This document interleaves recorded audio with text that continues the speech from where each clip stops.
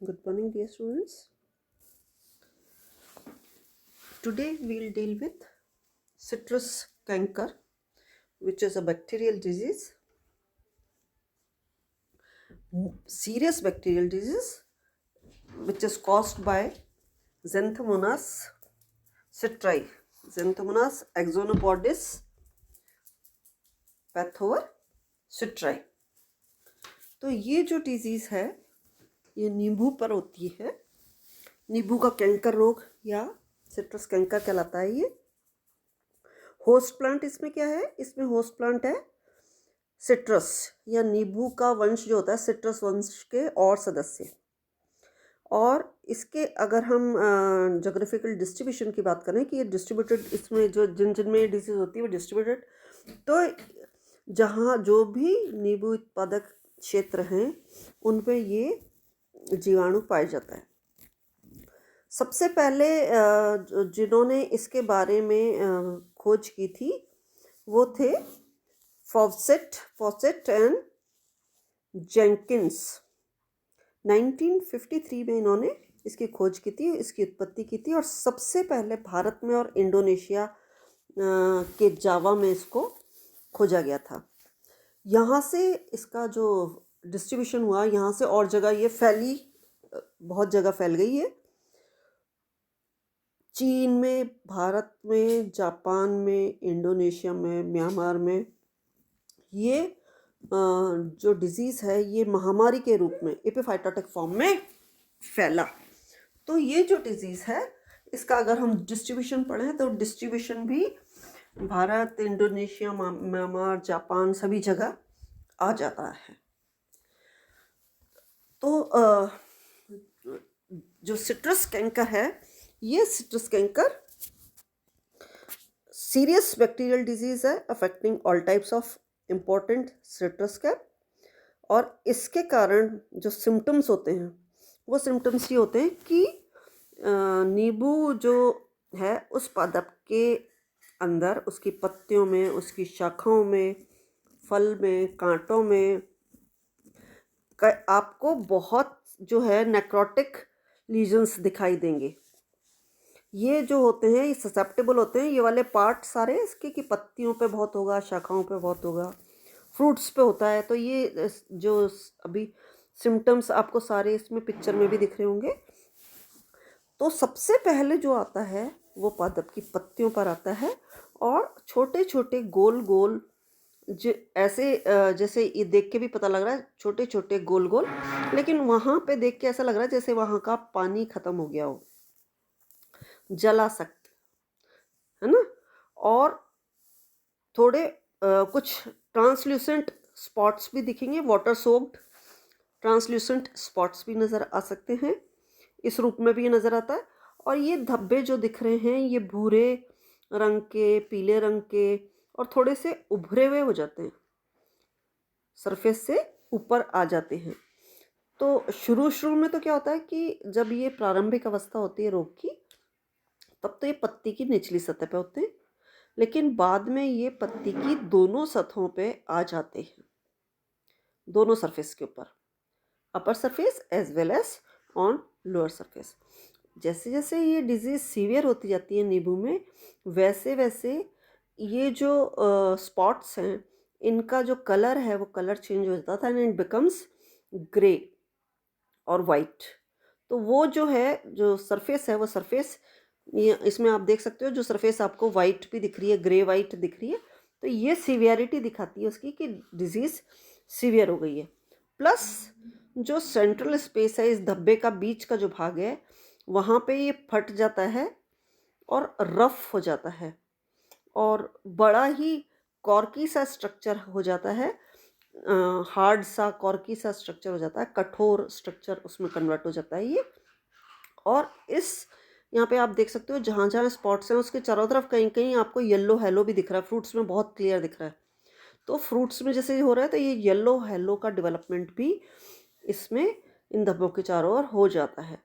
तो जो लीफ है और चाहे और फ्रूट्स हैं, इनका जो साइज़ होता है, धब्बे जो होते हैं ये छोटे छोटे साइज़ के होते हैं, 1 मिलीमीटर साइज़ ज़्यादा बड़ा मान लो तो 1 सेंटीमीटर तक साइज़ इनका हो जाता है।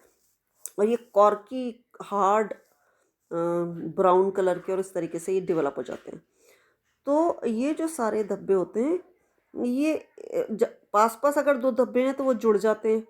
इस तरीके से सीवियरिटी डिजीज़ की बढ़ती जाती है। और ये एक साथ कई धब्बे मिल गए तो हमें कैसा लगता है कि एक जैसे लीनियर स्ट्रक्चर हो गया और लीनियर फफोले जैसे बन गया, क्योंकि वो 2-3 अगर धब्बे जुड़ जाते हैं तो लीनियर हो जाता है, वो रेखीय हो जाता है और फफोले जैसा नज़र आने लगता है, क्योंकि उभरा हुआ स्ट्रक्चर है और कॉर्की हो जाता है।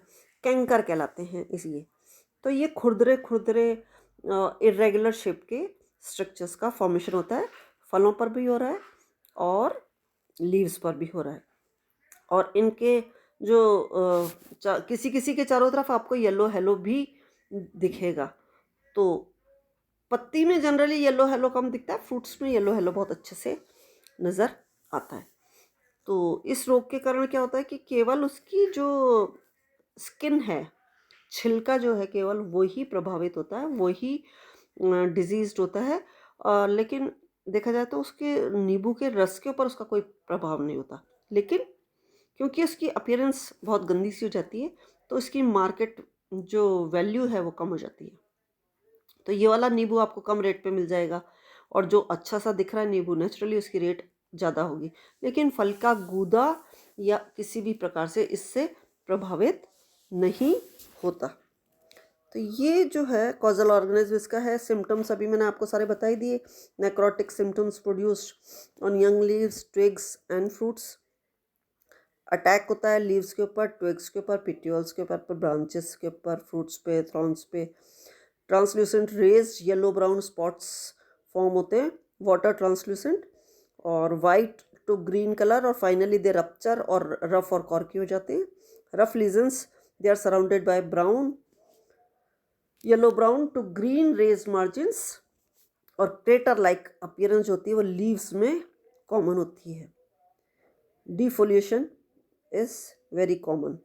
तो ये देखो इसके और क्लियर कट इतने अच्छे इसके सिम्टम्स बना रखे हैं।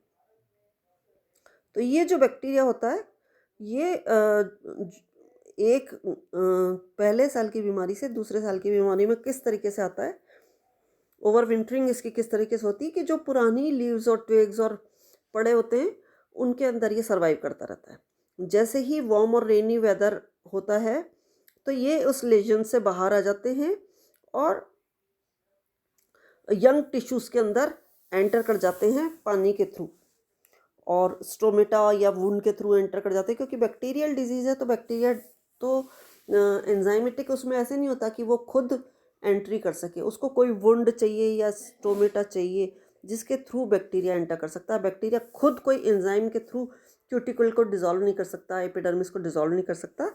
तो ये बैक्टीरिया अगर पहुंच भी गया उस लिप तक तो केवल वेट करेगा कि कोई अगर इंजरी हो जाए, कोई वुंड हो जाए तो उसके थ्रू एंटर कर जाता है और उसके बाद वो मल्टीप्लाई करने लग जाता है। अंदर जाने के बाद वो मल्टीप्लाई कर जाता है। तो ये इसकी डिजीज साइकिल है। ये देखिए पुराने वालों से ही मल्टीप्लाई कर रहा है और वापस नए वालों में इन्फेक्शन कॉज कर रहा है बैक्टीरिया। ठीक है, अब हम इसकी थोड़ी सी बात करेंगे कि इसका मैनेजमेंट कैसे हो सकता है। डिजीज़ का इसका कॉजल ऑर्गेनिज्म हमने पढ़ ही लिया। पैथोजन या जो कॉजल ऑर्गेनिज्म है वो ज़ेंथोमोनास सिट्राई भी कह सकते हो। ज़ेंथोमोनास अगर आप पूरा नहीं बोलना चाह रहे हो तो एक्सोनोपोडिस पैथोवर सिट्राई या ज़ेंथोमोनास सिट्राई। पहले इसका जो पूर्व नाम था जीवाणु का वो था स्यूडोमोनास सिट्राई, है ना। लेकिन इसको बाद में कंफर्म किया गया कि ये ज़ेंथोमोनास सिट्राई का होता है और जो होता है ये नेगेटिव होता है, ग्राम नेगेटिव होता है। और तो आपको थोड़ा सा इसके पैथोजन के बारे में भी पता होना चाहिए कि ये जो होती है एक रॉड होती है, छड़ जिसको कहते हैं, छड़ाकार होता है, ग्राम नेगेटिव होता है और एरोबिक होता है। एरोबिक बैक्टीरियम है ये। तो ये 2-4 चीज़ें इसकी ये भी पता होनी चाहिए। और अब अपन इसकी बात करें कि ये इसका रिकरेंस वापस कैसे होती है या ट्रांसमिशन उसका कैसे होता है, तो मैंने तुमको बता ही दिया। इसमें सारा लिखा हुआ है कि पुरानी शाखाओं या पत्तियों से जो नीचे पड़ी हुई हैं उनसे ये कीटों द्वारा या घावों के द्वारा वापस एंटर कर जाता है। ट्रांसमिट तो कीटों के द्वारा हो गया और एंटर घावों के द्वारा हो गया। तो इस तरीके से ये एक बार अगर एंटर कर जाता है तो उसके बाद क्या करता है कि ये जो बीच की मध्य पटलिका पाई जाती है कोशिकाओं के बीच में, उनको डिसॉल्व कर देता है और उसके बाद कॉर्टेक्स के अंदर ये स्थापित हो जाता है, उसके अंदर सेट हो जाता है। तो फिर उसके बाद क्या होता है कि एक्सीडेशन के थ्रू ये बाहर आता रहता है और ये कैंकर लीजन का निर्माण कर देता है, जो भी हमने सारा पढ़ा कि इस तरीके से होता है। तो ये इस तरीके से डिजीज़ होती है। अब इसके कंट्रोल की अगर हम बात करें तो इसको कंट्रोल करने के लिए सबसे पहला पॉइंट तो ये होता है कि जो डिजीज़्ड हैं उनको हमको उठा करके जला करके फेंक देना चाहिए। अगर पौधे में ये डिजीज़ है तो पूरे को उखाड़ के फेंक देना चाहिए। और अगर हम नया पौधा लगा रहे हैं तो हमें बोर्डेक्स मिक्सचर का छिड़काव करना चाहिए, या फिर हमें डिजीज़ फ्री स्टॉक ये करना चाहिए, कोई डिजीज़ फ्री स्टॉक हमारे पास आया है या नहीं है उसको कंफर्म कर लेना चाहिए।